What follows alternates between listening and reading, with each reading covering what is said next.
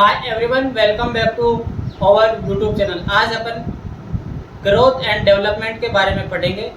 Growth and development paediatric nursing से संबंधित important topic है। ग्रोथ एवं डेवलपमेंट में अपन ग्रोथ और डेवलपमेंट के बारे में जानेंगे। इसके साथ ही अपन जो फिजिकल ग्रोथ का जो 5 जो पैरामीटर्स होते हैं, फिजिकल ग्रोथ के जो 5 पैरामीटर हैं, इम्पोर्टेंट पैरामीटर, उनके बारे में जानेंगे जिनसे संबंधित एग्जाम में क्वेश्चन पूछा जाता है। तो अपन देखते हैं पहले ग्रोथ क्या है। देखिए ग्रोथ जो है वो है एक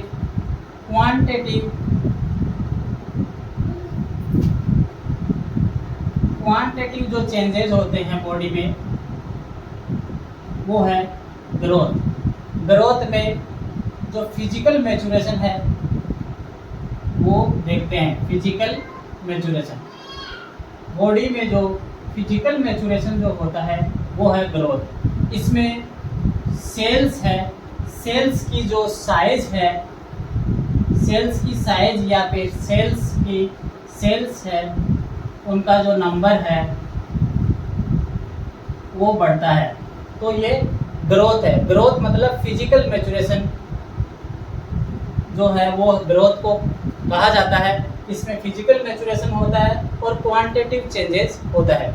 इसके बाद में अपन डेवलपमेंट है, डेवलपमेंट के बारे में जानते हैं। डेवलपमेंट क्या है? देखिए डेवलपमेंट जो है,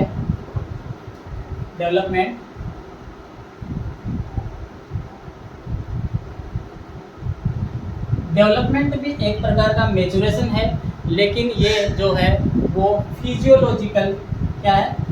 फिजियोलॉजिकल मैच्योरेशन है। फिजियोलॉजिकल या फिर जिसे कह सकते हैं अपन फंक्शनल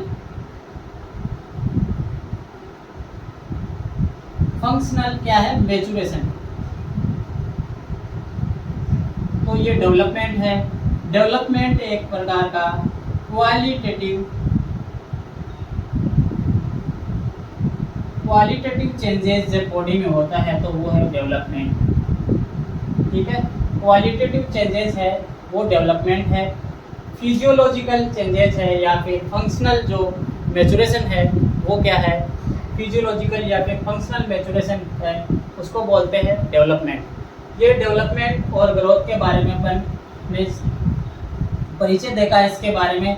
तो इनसे संबंधित यहाँ से क्वेश्चन आ सकता है, इसकी परिभाषा से संबंधित पूछ सकता है कि ग्रोथ क्या है, डेवलपमेंट क्या है। तो यहाँ से एक क्वेश्चन बन सकता है। इसके बाद में अपन जो पैरामीटर है, फिजिकल असेसमेंट के पैरामीटर, जो पैरामीटर है फिजिकल ग्रोथ के, फिजिकल जो ग्रोथ होती है बच्चे में, जो फिजिकल ग्रोथ है उसके जो पैरामीटर है, 5 पैरामीटर है। 5 पैरामीटर में 2 पैरामीटर है, उनसे संबंधित बार बार एग्जाम में क्वेश्चन पूछा जाता है। देखिए पहला जो इम्पोर्टेंट पैरामीटर है वो है वेट। वेट के बारे में अगर पूछें तो यहाँ से क्वेश्चन क्या बनता है? वेट जो है वो फिजिकल असेसमेंट या फिजिकल ग्रोथ का बेस्ट इंडिकेटर या बेस्ट पैरामीटर जो है वो फिजिकल ग्रोथ का वो है, वो क्या है? ग्रोथ। ये जो वेट है वो है।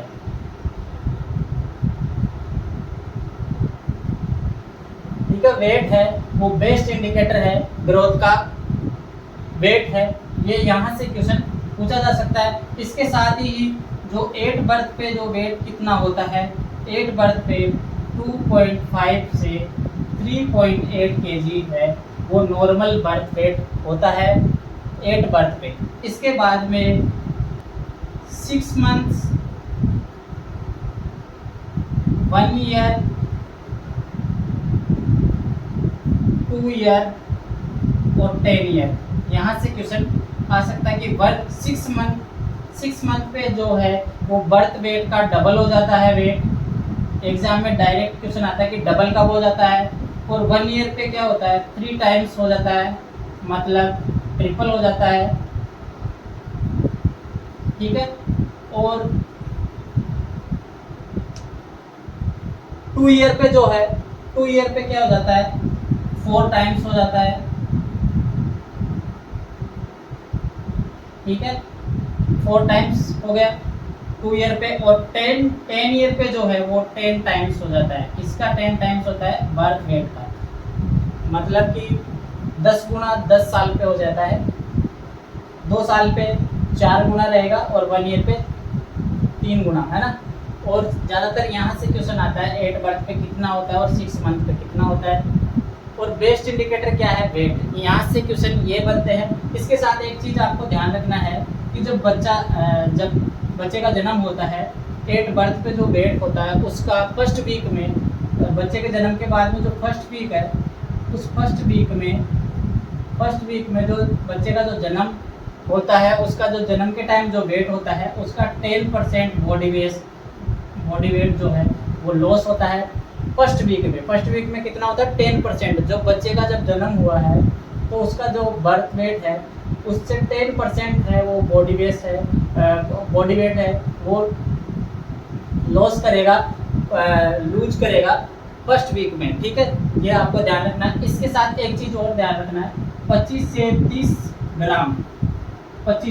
ग्राम पर डे, 25 से 30 ग्राम पर डे फर्स्ट जो 3 मंथ होते हैं बर्थ के बाद में, जो एज के जो फर्स्ट 3 मंथ में है, वो 25 से 30 ग्राम पर डे के हिसाब से जो है बॉडी वेट गेन होता है बच्चे में। तो ये यहाँ से कई बार एग्जाम में क्वेश्चन आ चुका है। ये 10% बॉडी वेट लूज करता है, और ये जो है ये इसके जो एज के अकॉर्डिंग है वो कितना जो वेट है वो चेंज होता रहता है।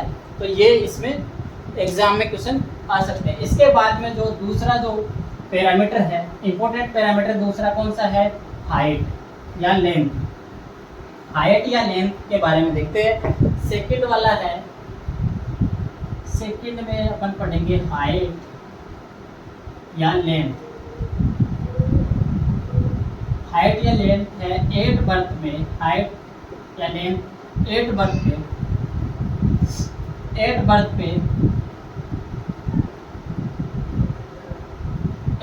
पे कितना होता है? 50 सेंटीमीटर हाइट होती है।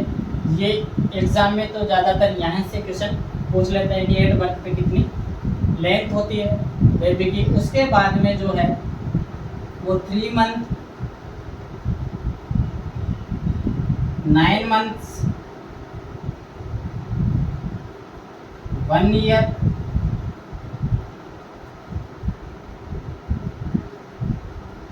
3 मंथ में 60 सेंटीमीटर, 9 मंथ में 70 सेंटीमीटर, और 1 ईयर पे 75 सेंटीमीटर।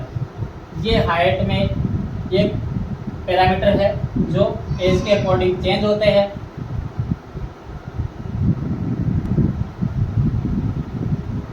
इसके बाद में आपको एक चीज़ और याद रखना है कि जो है बर्थ की डबल हाइट कब हो जाती है, बर्थ की डबल कब हो जाती है, तो डबल कब होगी? तो 4 ईयर पे हो जाती है।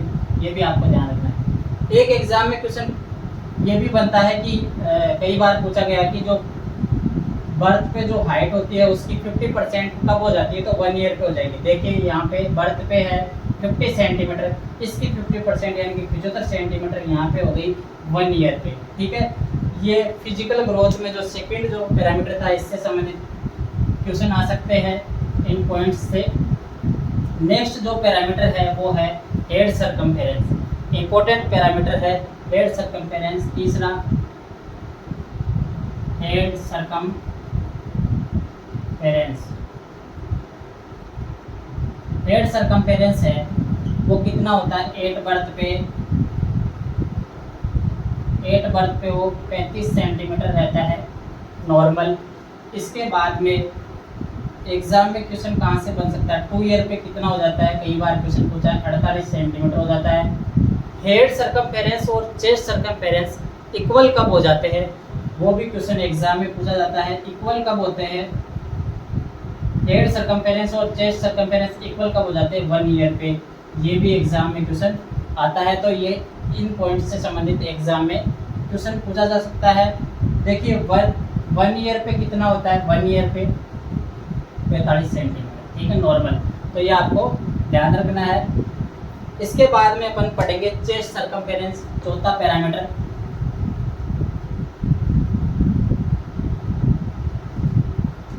चेस्ट सर्कमफेरेंस के बारे में देखते हैं।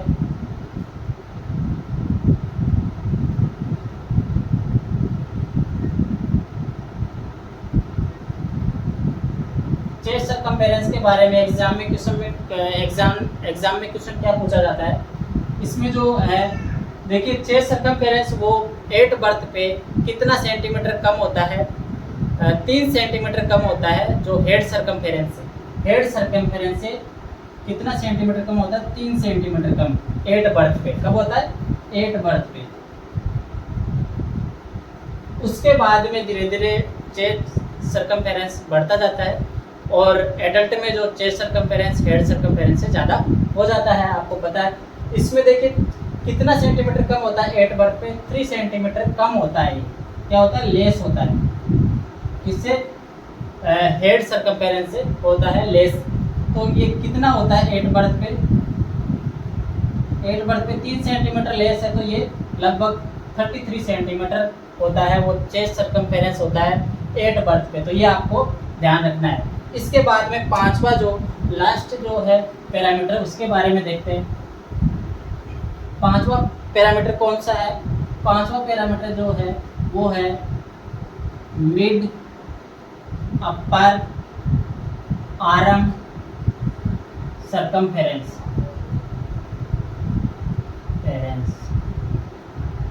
Mid upper arm circumference MUSCD बोलते हैं। 8 बर्थ पे कितना होता है mid upper arm circumference, 8 birth पे जो है वो 8 बर्थ पे 11 से 12 सेंटीमीटर है, वो नॉर्मल रहता है। ये एग्ज़ाम में क्वेश्चन पूछ सकते हैं। इसके बाद में 1 ईयर का जब बच्चा हो जाता है, 1 ईयर पे 12 से 16 सेंटीमीटर नॉर्मल होता है, ठीक है। इसके बाद में जो है 15 ईयर पे 15 ईयर पे कितना हो जाता है 20 से 21 सेंटीमीटर तक ये नॉर्मल रहता है। ये है मिड आर्म सर्कमफेरेंस। ये फिजिकल ग्रोथ को चेक करने के, असेस करने के क्राइटेरिया या पैरामीटर थे। इनसे संबंधित एग्जाम में क्वेश्चन आते रहते हैं, हर बार पूछे जाते हैं। इम्पोर्टेंट वीडियो है, इम्पोर्टेंट टॉपिक है। अगर आप हमारे चैनल पर फर्स्ट बार विजिट कर रहे हैं तो इसे शेयर कीजिए और सब्सक्राइब कीजिए। Thanks for watching the video.